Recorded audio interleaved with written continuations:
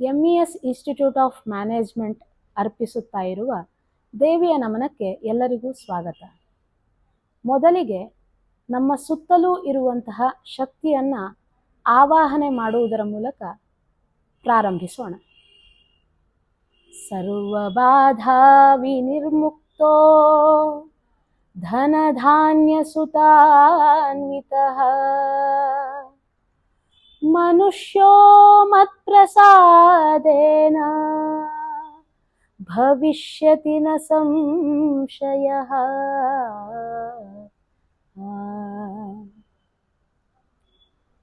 ದೇವಿ ಮಹಾತ್ಮೆಯಲ್ಲಿ ಈ ಶ್ಲೋಕವನ್ನು ಕಾಣಬಹುದು. ಯಾವ ಅಡೆತಡೆಗಳೂ ಇಲ್ಲದೆ ಮುಕ್ತನಾಗಿ ಸಂಪತ್ತು ಮತ್ತು ಸಮೃದ್ಧಿಗಳಿಂದ ಸಂತಾನಗಳಿಂದ ಕೂಡಿದ ವ್ಯಕ್ತಿಯು ನಿಸ್ಸಂಶಯವಾಗಿ ದೇವಿಯ ಅನುಗ್ರಹಕ್ಕೆ ಪಾತ್ರನಾಗಿರುತ್ತಾನೆ. ಅದರಿಂದಲೇ ಎಲ್ಲವನ್ನೂ ಸಾಧಿಸುತ್ತಾನೆ ಎಂಬುದು ಈ ಶ್ಲೋಕದ ಅರ್ಥ. ನವರಾತ್ರಿ ಎಂದರೆ ಕೇವಲ ಇದೊಂದು ಪರ್ವವಲ್ಲ ಅಥವಾ ಹಬ್ಬವಲ್ಲ. ನವರಾತ್ರಿ ಎಂಬುದು ನಮ್ಮಲ್ಲಿರುವಂತಹ ನಕಾರಾತ್ಮಕ ಚಿಂತನೆಗಳನ್ನು ದೂರಗೊಳಿಸಿ ಸಕಾರಾತ್ಮಕ ಬಲವನ್ನು ವೃದ್ಧಿಪಡಿಸುವಂತಹ ಪರಿವರ್ತನಾ ಕ್ರಿಯೆ ಎಂದು ಹೇಳಬಹುದು. ನವರಾತ್ರಿಯಲ್ಲಿ 3 ರೀತಿಯಾದಂಥ ದೇವಿಯರನ್ನು ಪೂಜಿಸುವಂಥ ಪರಿಪಾಠ ಮೊದಲಿನಿಂದ ನಡೆದು ಬಂದಿದೆ. 3ರಲ್ಲಿ ಮೊದಲನೇದಾಗಿ ಬರುವವಳೇ ದುರ್ಗೆ. ದುರ್ಗೆ ಎಂದರೆ ಕೇವಲ ಶಕ್ತಿ ಸ್ವರೂಪವಲ್ಲ. ಇವಳು ನಮ್ಮ ಮನಸ್ಸಿನಲ್ಲಿರುವಂತಹ ಆಲಸ್ಯ, ಜಡತ್ವ, ಅನುಮಾನ ಮತ್ತು ಅಪನಂಬಿಕೆಗಳನ್ನು ಹೋಗಲಾಡಿಸಲು ನಮಗೆ ದೊರೆತಿರುವಂತಹ ಮಹಾಶಕ್ತಿ. ಯಾ ದೇವಿ ಸರ್ವಭೂತೇಷು ಶಕ್ತಿರೂಪೇಣ ಸಂಸ್ಥಿತಾ ನಮಸ್ತಸ್ಯೈ ನಮಸ್ತಸ್ಯೈ ನಮಸ್ತಸ್ಯೈ ನಮೋ ನಮಃ. ಶಕ್ತಿ ರೂಪದಲ್ಲಿ ಎಲ್ಲ ಜೀವಿಗಳಲ್ಲಿ ಒಳಗೊಂಡಿರುವಂತಹ ತಾಯಿಯೇ ಈ ದುರ್ಗಾ ಮಾತೆ.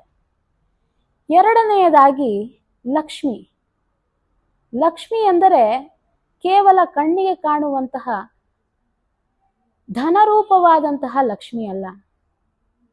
ಜೀವನದಲ್ಲಿ ದೊರಕುವ ಅವಕಾಶಗಳು, ನಮ್ಮ ಜೀವನದಲ್ಲಿ ನಾವು ಪಡೆದುಕೊಂಡಿರುವಂತಹ ಸಂಬಂಧಗಳು, ನಾವು ಜೀವನದಲ್ಲಿ ಅನುಭವಿಸುವ ಘಟನೆಗಳು, ಎಲ್ಲ ರೂಪದಲ್ಲಿ ಲಕ್ಷ್ಮಿಯು ನಮ್ಮ ಜೊತೆಗೇ ಅನುಕಾಲವೂ ಇರುವವಳು.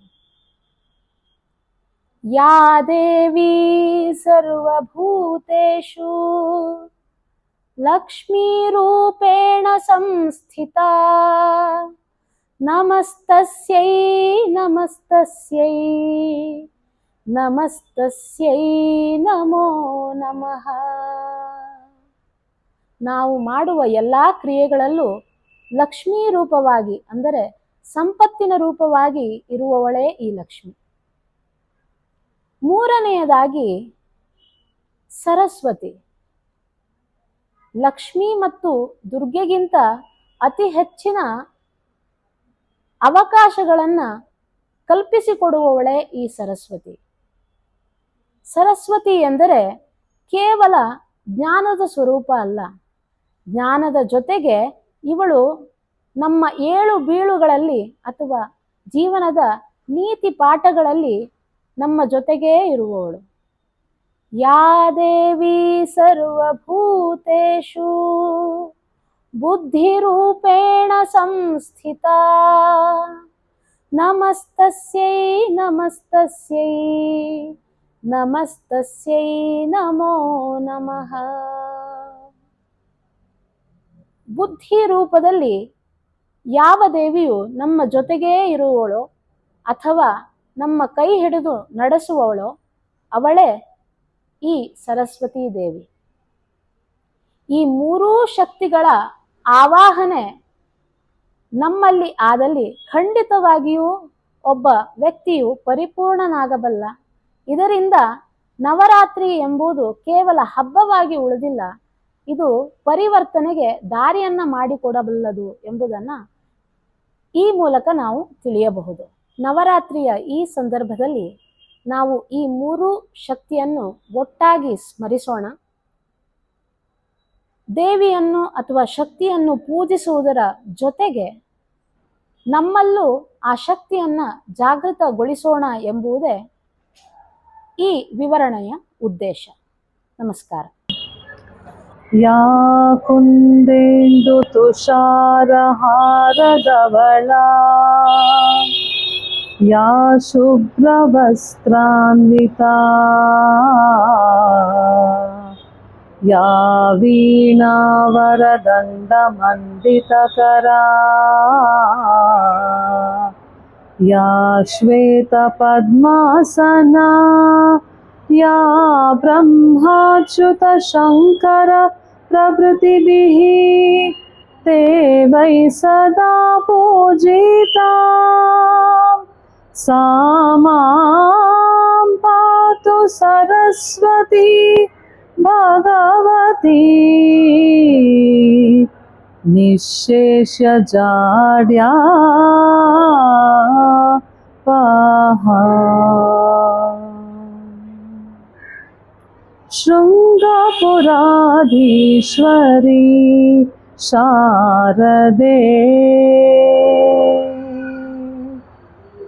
शृङ्गपुराधीश्वरी शारदे शुभमङ्गले सर्वाभीष्टप्रदे शृङ्गपुराधीश्वरी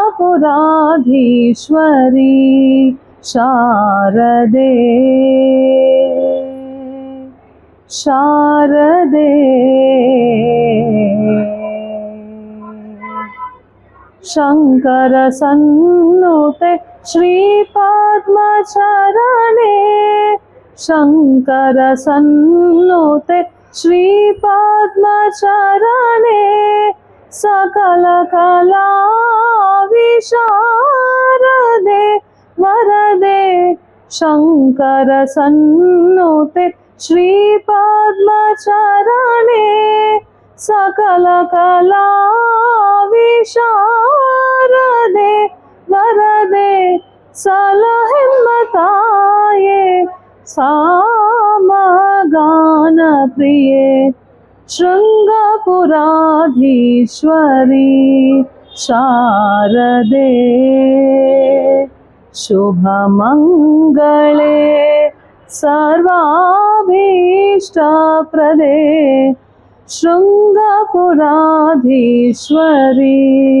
शारदे करुणिसेम्मश्रुति गतिಗಳ ಮಾತೆ ಕಮನೀಯ ಸಪ್ತ सरस पूजिते करुणिसेम्मश्रुति गतिಗಳ माते कमनीय सप्त सरस पूजिते सामगान कला स्वरूपिणी कामितदायिनी कल्याणी जननी शृङ्गपुराधीश्वरी शारदे शुभमङ्गले सर्वाभीष्टप्रदे शृङ्गपुराधीश्वरी शारदे शारदे सर्वमंगल श्री राजराजेश्वरी सर्वमंगल श्री राजराजेश्वरी सन्ततं पादु मां सर्वजीवेश्वरी सर्वमङ्गलश्री राजराजेश्वरी सन्ततं पादु मां सर्वजीवेश्वरी सर्वमङ्गलश्री राजराजेश्वरी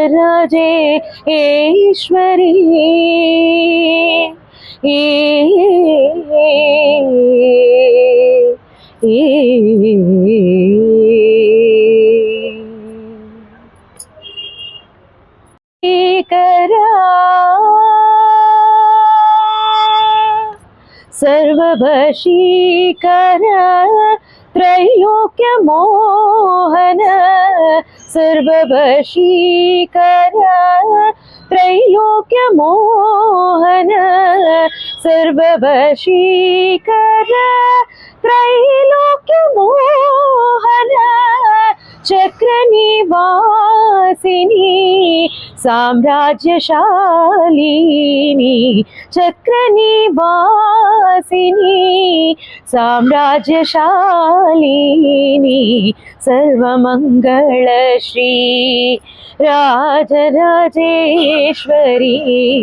सन्ततं पादु मां सर्वजीवेश्वरी सर्वमङ्गलश्री राजराजेश्वरी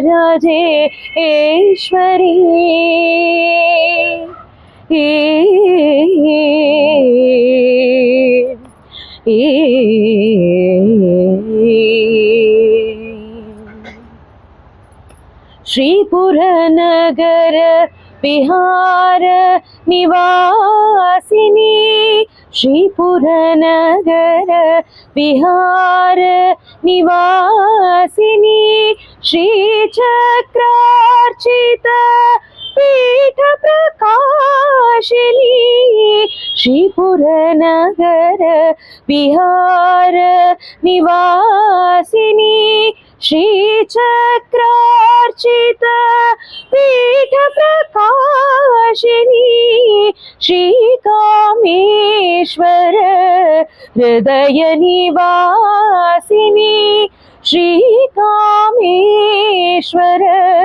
हृदय निवासिनी श्रीविद्यामन्त्र स्वरूपिणी चिन्मयी श्रीविद्यामन्त्र स्वरूपिणी चिन्मयी सर्वमङ्गलश्री राजराजेश्वरी सन्ततं पादु मां सर्वजीवेश्वरी सर्वमङ्गलश्री राजराजेश्वरी